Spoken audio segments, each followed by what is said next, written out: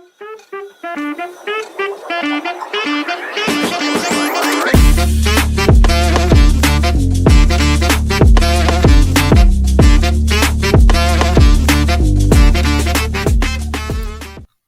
back to Community Corner Podcast, Personal Finance Edition. This is Olivia, and I'm joined by my co-host, Rashmi. Today, we're talking about real estate, just like you see on TV shows like Selling Sunset or house flipping shows, but with the focus on how you can yourself invest in real estate. So let's consider how real estate can be an investment and not just buying a house. Real estate is considered land and any permanent structures or improvements to that land. It exists in the form of real property because it is attached to the land. The terms land, real estate, and real property are often used interchangeably, but there is a slight difference. So I'll explain that quickly before we go further. Land is just part of the Earth's surface, and it includes physical characteristics like trees and bodies of water. Real estate is land and any permanent additions like buildings. Any changes made to land affecting values are called improvements. And that improved land is what represents your investment. Improvements like electricity or sewer systems are often permanent, so then real property includes the land and additions to it, as well as rights to own or inherit it. There are various types of real estate to invest in, broken down into a few overarching groups.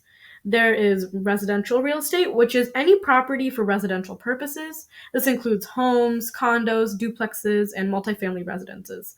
Commercial real estate, on the other hand, is used for business purposes like apartment complexes, restaurants, shopping centers, and offices. Keep in mind that an apartment complex is a business for the owner, therefore it is commercial real estate. Industrial real estate, on the other hand, is property used for manufacturing, storage, distribution, and production. Land is usually used to refer to undeveloped property or agricultural land like farms or orchards. Special purpose real estate is used for the public, like cemeteries, government buildings, and places of worship. Real estate is crucial in driving economic growth, and housing is a large indicator of the status of the country and its economy. Therefore, it's a good place to invest because of the consistent importance. So, how can you invest? So, real estate investing goes beyond just selling and buying houses. Sure, house flipping is a common form of investing in real estate, and a good reality TV show. I love them, but that's not the only method. Right, and the way you can invest can be affected by where you live, since real estate is drastically affected by location and the social factors in that specific area. But successful real estate investments can offer steady income, diversify your portfolio, and be bought with leverage, so you know you won't lose out. But every investment has its cons, and it's important we consider both. Real estate is usually really illiquid and might require a large initial investment, as well as some expertise, but this all depends on the way you plan to invest in real estate. Indirect real estate investment is a way to avoid some of these cons.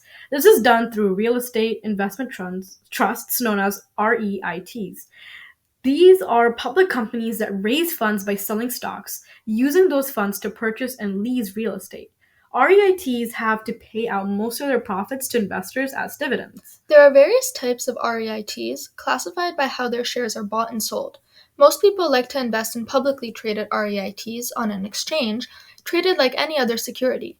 This makes them very illiquid and transparent. Another method of real estate investment is crowdfunding real estate platforms. These platforms let you invest in specific projects instead of larger portfolios like REITs. The money is pooled from multiple investors to fund development projects. As such, the investments are usually more long-term since projects take time to go into effect and bring in returns. These investments usually have fees or for early withdrawals because you are buying into a long-term, multiple-year project when you go into it. And minimum investments can be expensive and could have requirements on how many assets you yourself own, considering the scale of this type of investment.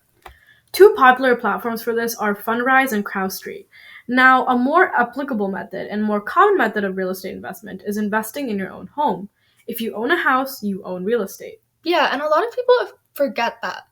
We overlook that our own residence is also an investment. It's something you can cash in on if you choose to sell it in the future. But most of the time, you're actually living in the house that you buy, so it's a really long-term investment. And do keep in mind that you can't expect your house to magically grow in value.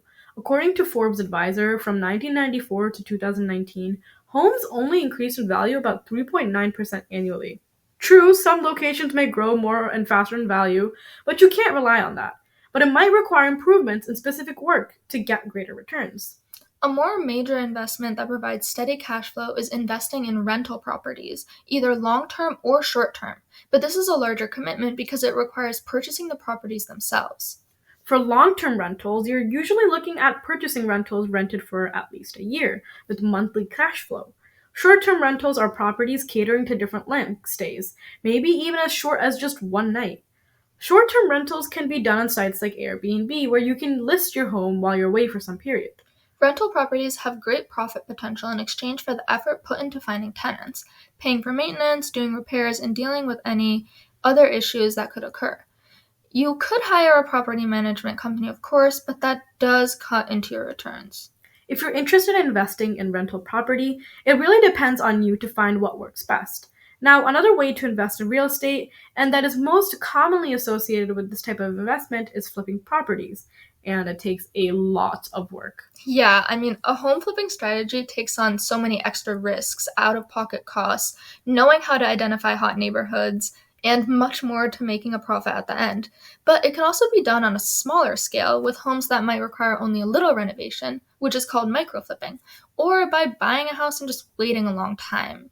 But that's really risky. Yeah. So all this just begs the question, is it really worth investing in real estate? I would say that there are definitely returns to be made, but REITs are probably the best place to start for most people. Getting into the more time-intensive and costly investment types of real estate is for risk takers and takes up a lot more energy and even money. Yeah, for sure. And you always have to keep that in mind that real estate investments are really risky and illiquid. So it's hard to swap out an investment you start having doubts about quickly for cash. If you're in the middle of a project and you don't know if you want to go through with it, there's no way to back out if you've bought a house and you're planning to rent it. It's a big financial commitment that I would say will work best for people with the time on their hands to actually research and plan out that real estate investment. But on that note as well, there's a good amount of learning that comes into play with real estate. I like to call it real estate finance. If you want to get into the real estate game, I recommend taking a real estate course. For sure, that's the best way to learn about all the basic topics and content needed to be considered before starting real estate investments, which could include estimating property taxes or calculating loan payments, topics I would not want to handle all alone. Oh yeah. But the big commitment can pay off in thousands of extra income a year, which can be helpful in fighting inflation. Properties are more inflation resistant because rents keep pace with inflation.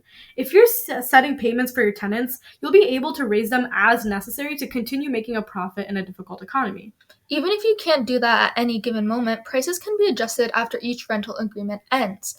But if you choose to invest in a different form of real estate beyond renting, it's an additional stream of income either way, diversifying both your income and your portfolio. And here's another great perk. Real estate investments could possibly reduce your tax bill. I always love hearing that. Real estate investments might result in deductions from mortgage interest and property taxes, which is extremely nice when tax season comes around. So I always wonder how much real estate actually pays off, considering that they often have that large initial investment, and people always talk about how it benefits you just in taxes. So I checked it out for us to see, and I found that investing in equity REITs can lead to total annual returns of around 6 to 11% based on their performance in the past 50 years on data from the National Association of Real Estate Investment Trusts, which I do have to say is higher than the usual stock market returns, which is 10%, if you get lucky with that 11%, which is crazy. That is a lot of return. Oh yeah. But that's all fun facts though. We all know that the real estate market has been volatile lately. 2023 is a hard year for home buyers, which means the real estate investments market was also affected. A lot of prospective home buyers were discouraged by high prices and high rental costs, but economists are optimistic that 2024 will be a better year. Plus, the housing market is long-term, so last year's events won't be too impactful on your choices in real estate investments. Plus, increased inventory for home sales will ease prices, encouraging more purchases of homes. So fret not if you are interested in getting involved in the real estate market. There's a lots of room for long-term growth. It's all about the long run in the end. Thanks for tuning in to today's episode of Community Corner Podcast, Personal Finance Edition. This is Rashmi and Olivia, cashing off.